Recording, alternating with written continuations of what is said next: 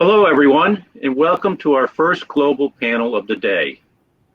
My name is Dr. David A. Burpee, and I will be the moderator for this panel. As a former superintendent of large school districts in the United States and senior administrator at various international schools of major education groups, I am particularly excited about today's discussion on growth, trends, and outlook on the K-12 international school market. Before I introduce our distinguished panel members, I would like to set the stage as to the relevance of this topic that we will be discussing over the next 40 or so minutes by relaying a short personal story. In September of 1973, a newly minted American school teacher stepped off a plane in Sydney, Australia, to begin his first 2 years of teaching. Of no surprise, he quickly became homesick for his family and familiar surroundings. That homesick young man was me. At the time, residential homes, rental apartments did not have telephones. The only telephones in Sydney area were the paycoin phones. And they were unstable and expensive to use. So how did I communicate with my family? For those in the audience who are old enough, they may very well remember cassette tape recorders. I had a cassette tape recorder, and every so often I would record the events of the week. I would put it in the mail. It would ship to America. 2 weeks later, my parents and relatives would get that cassette tape. Thereafter, they would respond by cassette recording, and I would get it 2 weeks thereafter. So the whole cycle would take 4 weeks in communicating with each other. The point of this story was that as a new teacher in a foreign country, I could never imagine the advances that we would make in just one lifetime within the world of teaching and learning. For just one moment, I would ask you to reflect on my cassette tape story in contrast to having today's discussion with our panel members who are simultaneously located in Toronto, Canada, Dhaka, Bangladesh, Ho Chi Minh City, Vietnam, and of course, New York, America. As our keynote speaker has so aptly pointed out, our continued innovation and collaboration, we will continue to reshape the future of our global education. With that, I'm delighted to introduce our excellent group of senior leaders from major education groups around the world to provide us with insights and perspectives from their region on the K-12 international school market. Joining us today from Canada, Mr. Arno Krug, CEO of Maple Bear Global Schools. Welcome, Mr. Arno. Thank you. Thank you, Dr. David. Next, we have Dr. Sandeep, Group CEO of SGS Group in Dhaka, Bangladesh. Thank you for joining us tonight, Doctor. Thank you, David. Thank you. It's a pleasure to join you all. Thank you. Further towards Southeast Asia in Ho Chi Minh City, Vietnam, we have Ms. Lin, CEO of IGC Group. Good morning from Canada, Ms. Lin. Thank you, David, and nice to meet you all here today. For the next 40 minutes or so, we are going to be discussing their insights and perspectives on the growth, trends, and outlook for K-12 international school market. ISC Research, a leading market intelligence firm for international school data, indicates that since the year 2000, the global market for international schools has grown from under $5 billion in revenue to $54.8 billion in 2020. And by extension, by 2030, this research group estimates it will grow to $112 billion, with growth focused in rapidly emerging economies.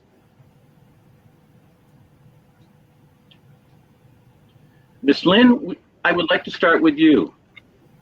Yes. The Institute of Global Citizenship, or IGC Group, is one of Vietnam's leading education groups with over 18,000 students in 21 institutions across southern Vietnam, ranging from preschool to K-12 to university. Could you share with our audience some information on the profile of students and families that IGC serves in Vietnam and the growth you have experienced as an organization in the demand for quality international education in Vietnam? Okay, thank you, Dr. David. I will start by the information that we had just rebranding from TTC ADU to IGC Group. IGC stands for Institutes of Global Citizenship. And we have been in education mission for nearly 23 years. And we have a proven track record for our service in Vietnam. And you can see that as compared to other Southeast Asia markets, Vietnam stands out for its attractive and dynamic underlying demographic profile. You can see that we have nearly 40% of the population under the age of 25. So, and in addition, the sharp rise of the middle and affluent class, we call that MAC, is definitely a magic pool for our market segment. And what is the MAC is expected to double from 23 million in 2017 to 47 million in 2030. And this marked the highest growth in the C region too. So our main portion of the customer is from this segment, and it will keep that in the next 3 or 5 years. So in the broader concept, the government expenditure for education is nearly 6%, and you may very surprised that the people here in Vietnam they use 40% of disposable income for education. So that means that some potential figure so that Vietnam had a pent-up demand for high quality and affordable education. And I think there's also more available room for international education service right here in the near futures, the coming years to come. Thank you, Ms. Lin.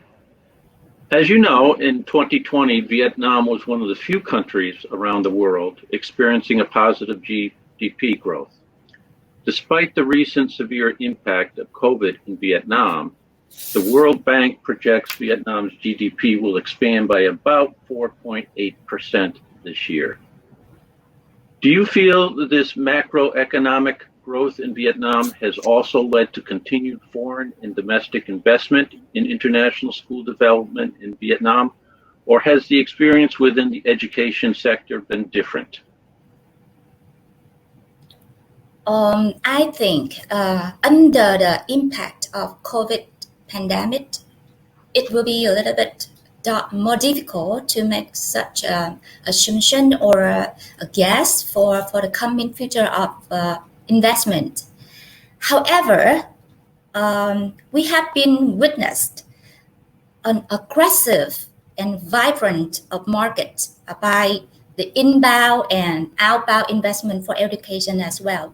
You can see that the private sector in education sector, the growth is double digit recent year, and it's also said that Vietnam's education sector remained attractive for foreign investors, and the government attempts to be more open in terms of regulation to welcome more investors going to Vietnam.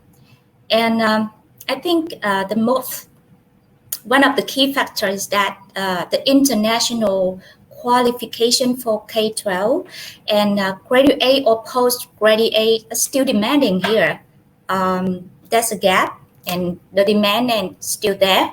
So as a result, I think the potential is definitely there for profitable growth, especially in the tier 1 or 2 cities and provinces, rather than a big city like Ho Chi Minh City, Hanoi, or Da Nang. Some kind of already mature market there. So the tier 2 provinces and city is definitely a potential market for investors. So if I understand you correctly, you see the growth in Vietnam in the next decade being in what I would call tier 2 cities rather than tier 1 cities, such as Saigon and Hanoi and Da Nang. Yes, that's what Very I mean. interesting. Very interesting. Thank you so much. Dr. Sandeep, I would like to welcome you into our panel discussion with our next question. Right. As Group CEO of SGS Group, you oversee one of Bangladesh's largest corporate groups with interest in healthcare and education.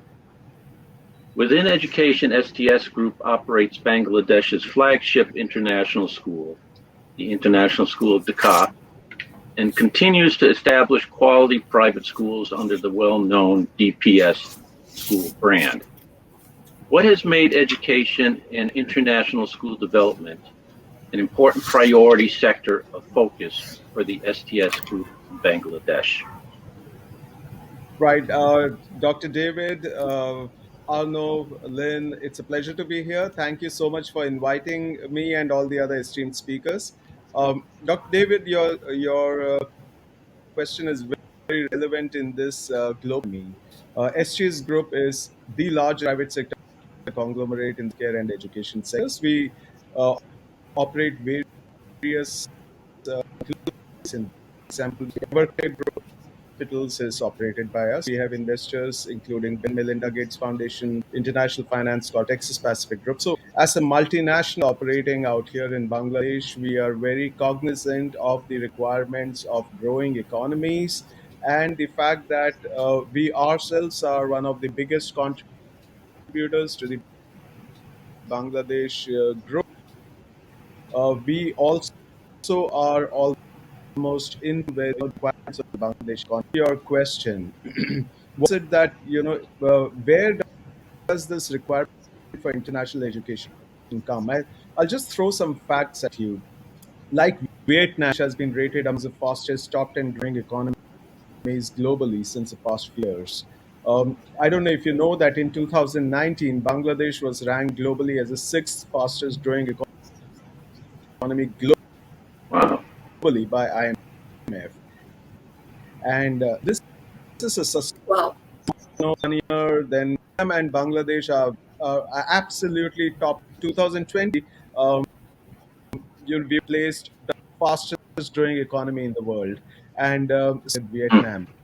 In 2021, the UN World Economic Report ranked us as number 1 in South Asia. We beat India also in per capita income. Of course, a 170 million population, a fast-growing 30 million middle class, and now today we have a per capita income which is higher than India's. And while the world talks about India and China, Bangladesh is coming up and sustainably. Why I say sustainability sustainably is because Bangladesh is also very well aware of the fact that growth has to be equitable and growth has to include the masses.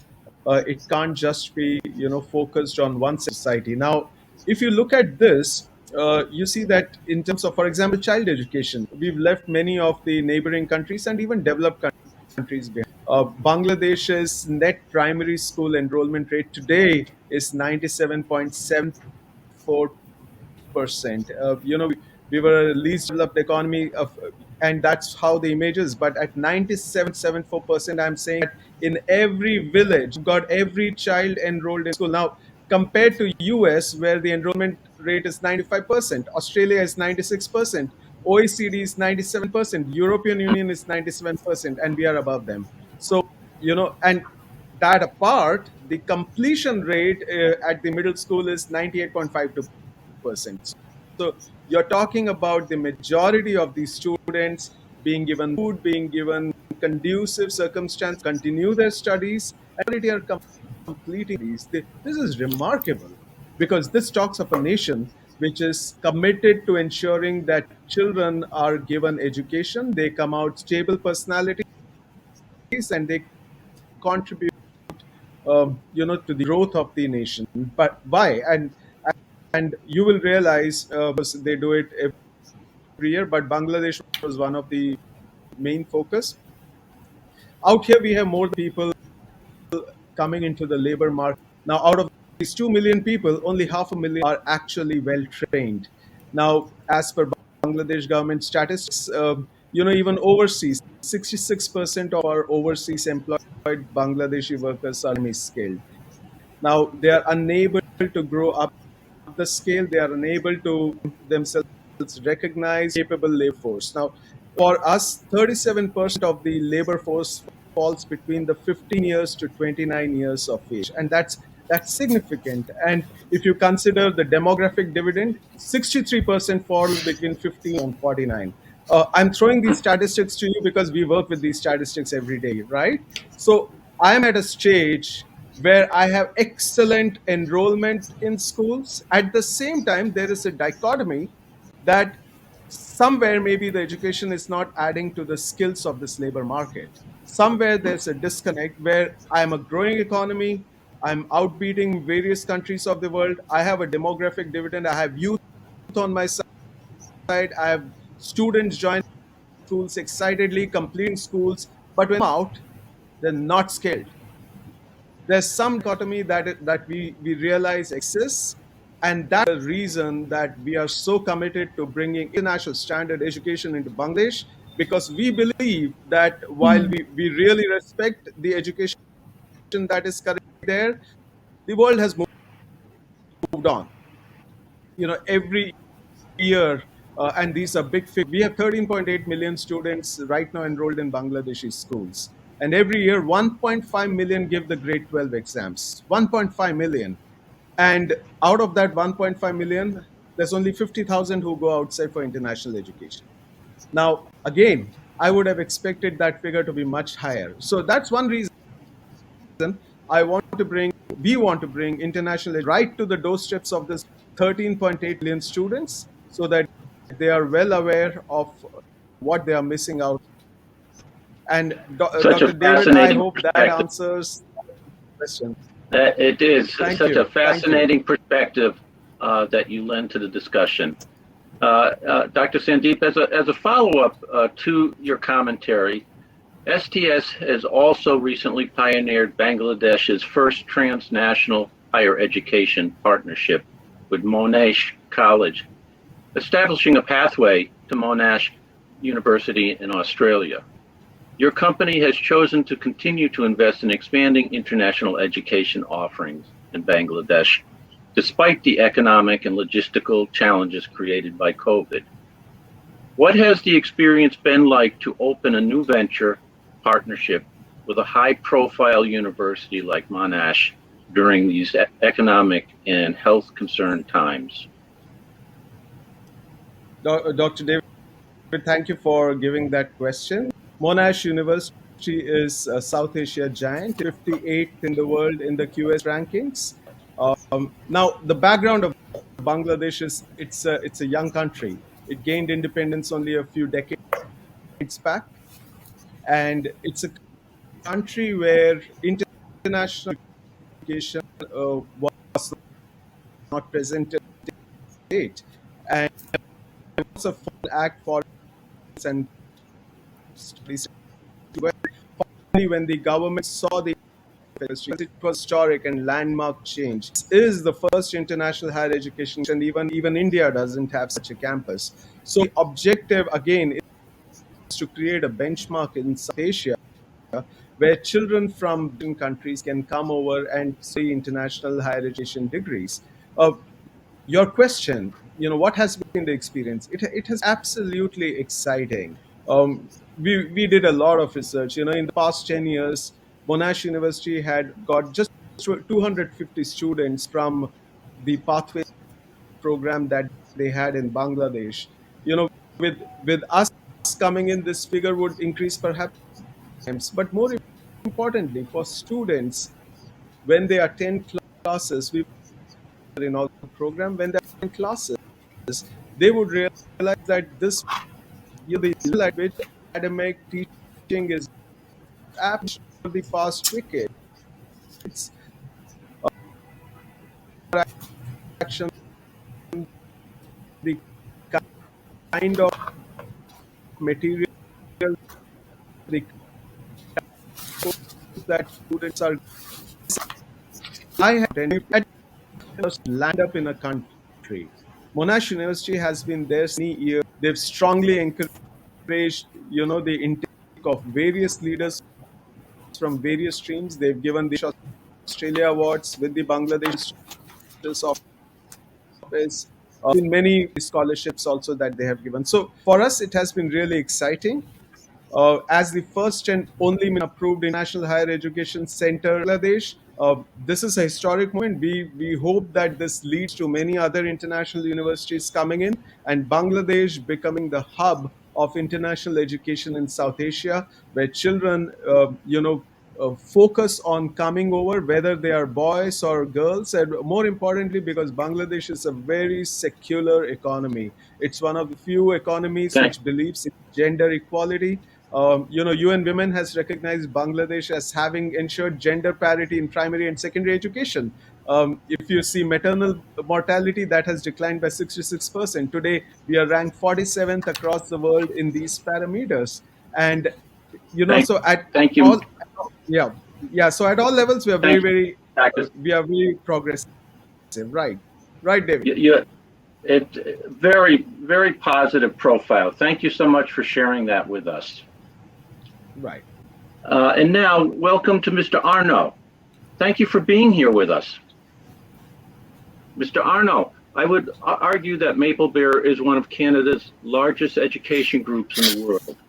You currently have more than 42,000 students in 567 Maple Bear early childhood, elementary, and high schools in 31 countries, with aggressive expansion plans in 10 more countries within Europe, Latin America, and East Africa. Could you share with us about Maple Bear's model of operation and what makes investing in international school development attractive to your partners? For sure. Well, first of all, thank you to Rosedale for this opportunity. It's a pleasure to be here with the colleagues and discussing education. It's always a pleasure. We are very excited to be here and to be able to participate. So our mission basically is to deliver the best of Canadian education to a more global future. So it's a very noble mission and we are really putting our efforts on that. So as you said, we are now operating in over 30 countries, 550 schools, and as yesterday, 45,000 students already. So and we keep growing day by day. So it's really a pleasure to be here. Today we operate with our own curriculum built on the best practices of Canadian education.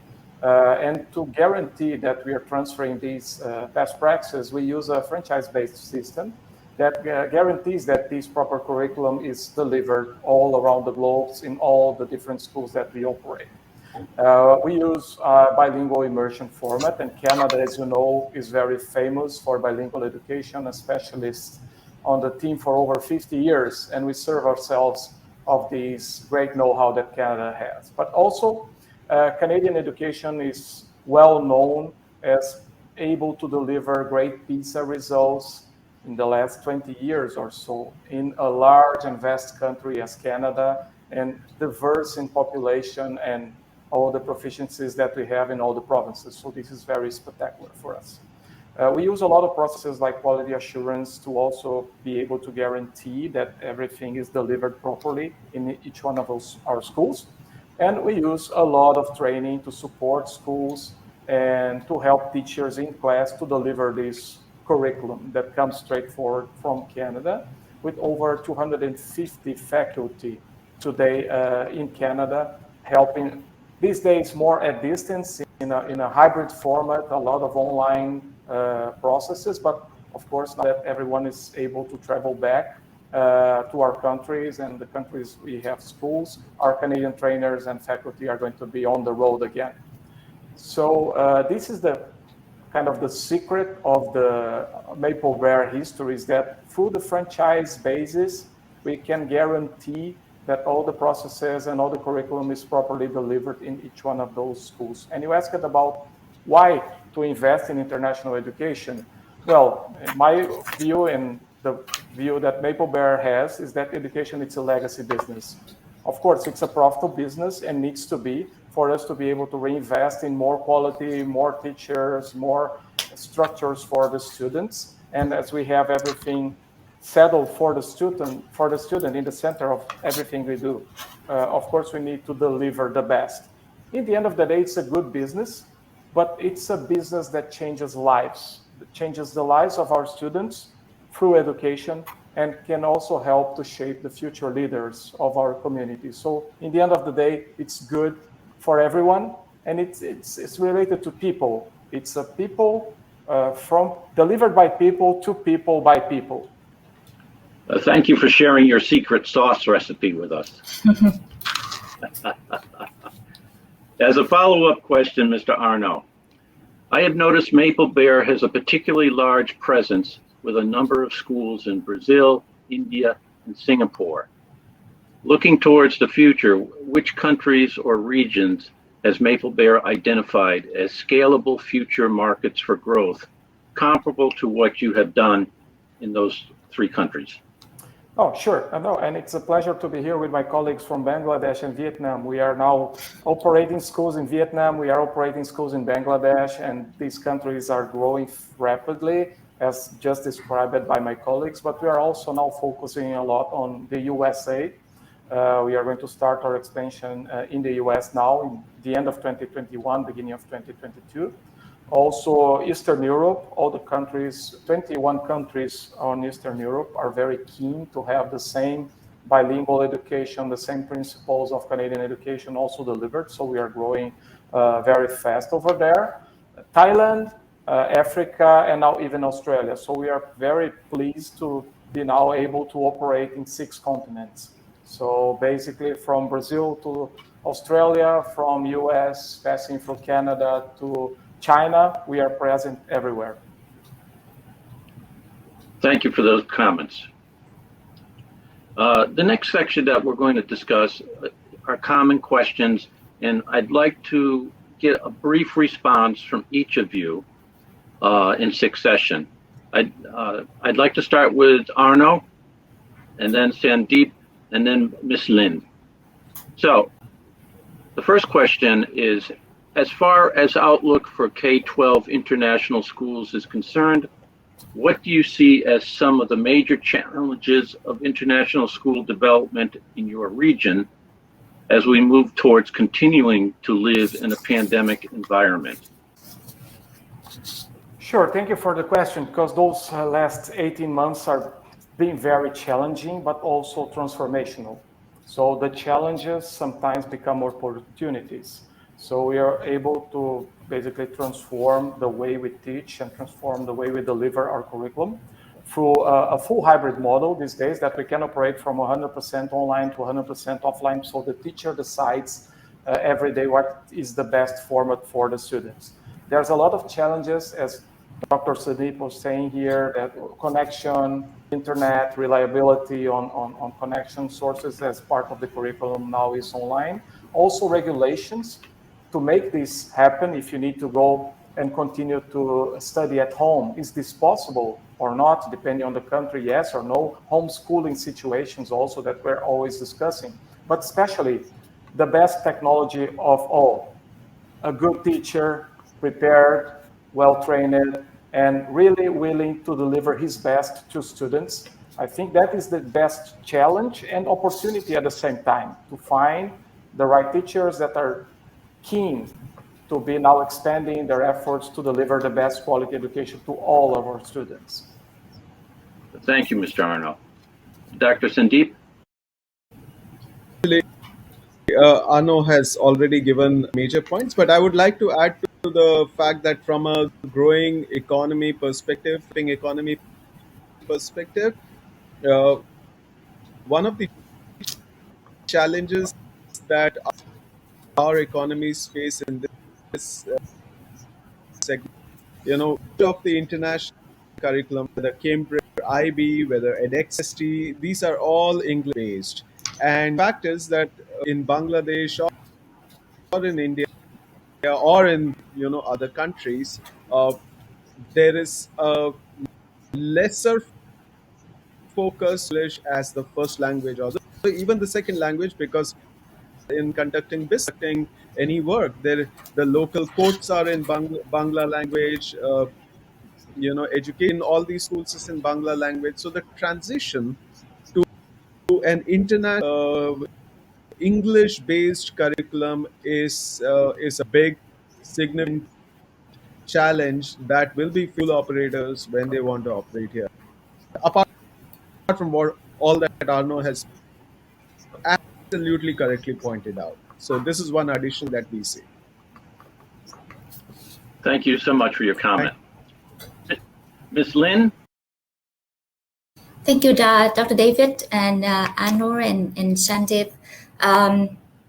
In general, we can put the challenges in 5 factors. The first is the ICT infrastructure, like Anur said. The secondly, regulation. That means in Vietnam, there's some online regulation is not clear. I mean, availability is not there, so they're still in and on and off. So the third is the end user. That means the student self-learning skills. The fourth maybe is the acceptance of the parents and the community for the online learning, which is not familiar with Vietnamese parents and students in the past. And the last but not least that Arnold mentioned is the teacher skill, whether they are well trained with the online classroom arrangement to deliver the best lessons or not. But now I come up with the 2 more challenges that I mentioned here. Is the first thing is the expert teacher resources will be limited. Why? Because the lockdown and the the limited of immigration is still there. They still aren't enough. Then the recruitment and hiring will be a top item now for setting up or operate an international school. And the second thing is the parents' income. Somehow they impacted by the pandemic. So the decision-making process is slower, whether they should pay for the higher tuition fee or lower one for a bilingual school. So I think these 2 new challenges come up with international school recently, and I do hope that all the school will find ways, some strategic or some tactics to overcome it very soon. Very, very interesting perspective. Thank you, Ms. Lin. We have one more question that I'd like to pass around, and we'll start with Dr. Sandeep, and then we'll go to Ms. Lin, and then Mr. Arno. And the question is, in terms of trends for K-12 international schools, an ISC research survey in July 2021 indicates that 51% of the international schools surveyed indicated they are likely or more likely to move towards a blended or hybrid model of education in the next 2 years, while 33% remain unsure and 16% say unlikely. Do you believe a hybrid model of education is the future for K-12 international schools? And what do you see that looking like in your school group or schools that you work with? Dr. Sandeep, you can start us off. Right, David. Thanks for the question. With respect to the hybrid model, when we went from face to online, such a challenge. There was such a risk. How will we go online? How will we teach students online? And then when we said, okay, now, schools have opened up, you are going from online to offline. I had, teachers and principals come up and say, no, let's stay online. How will you go offline? So it was absolutely surprising to see how the, focus changed for teachers. And now what we are Sure. seeing is, once the schools have opened up in Bangladesh, students are back. Of course, there's a COVID protocol being followed. Students are being allowed in various schools, but at the same time, uh, with intelligent scheduled classes, parents, teachers, administrators are preferring the vibrance of the face-to-face classes, so much so that having not less confidence in the hybrid model, but I believe that the face-to-face model will be the ever strong model for schools, and hybrid will only be an on. It will not be something that I would say will drive student enrollment. Absolutely not. It will be the face to face model in Bangladesh which will drive student enrollment, not the hybrid model, which I see declining. Thank you, David. Thank you so much. Thank you, Dr. Sandeep. Ms. Lynn, how do you view that question? This is a quite interesting question. 2 years ago, if somebody asked us about online classroom, we even cannot imagine how it will run. But now, even you can imagine, even preschool, that means early birth children can join the online classroom. Like it's just like fascinating event. So I definitely think that the blended or the hybrid model education is a destination for all schools. It's not like we go back to offline 100%, but the key thing is that the approach of learning and studying has changed forever. I mean, even the teaching approach, like the flipped classrooms, also already be there, and it changed the way that the teacher interact with the student, and the student receive the knowledge and skill from teachers as well.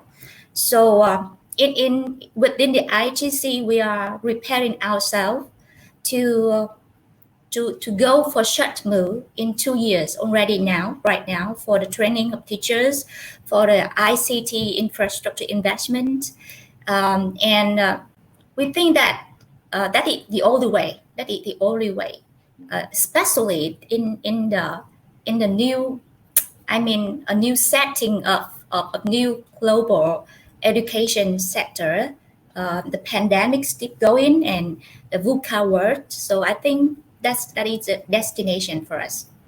Thank you. Your comments remind me, for those in the audience who are old enough to remember, when computers and keyboards first came out, all the psychologists and educators said, little kids can't do that. They don't have the coordination to do it, the fine motor coordination. And guess what? They proved all those people wrong because they were able to adopt and adapt. So Yes. From one example from many years ago to what we are facing right now, I think I agree with you, Ms. Lynn. Let's see what Mr. Arno has to say about this. Sure, the kids have already mastered it. You're 100%. Well, actually, hybrid is already a reality for us in our daily routines, and it is amazing. I need to say that because we have already delivered 5 million classes in a hybrid format in these last 18 months. When pandemic arrived, we created very rapidly what we call Maple Bear Digital Learning Community, and it worked so well. A collaboration between teachers, parents, school owners, students, and the whole community really worked well in this new environment. And we are now already opening the Maple Bear Digital Learning Community 2.0. So it's already coming out of the oven. Also, we were able to connect between schools and students, and we created a school without barriers. We created a program called global connections, where basically students are now connecting from Brazil to Mexico, from Mexico to Vietnam, from Vietnam to China, and they are doing lessons together. So our role, again, is to prepare the teachers to deliver their best. From 100% offline to 100% online, in the end of the day, is the student and the family that will gain a lot. Yes, yes. Thank you for that perspective.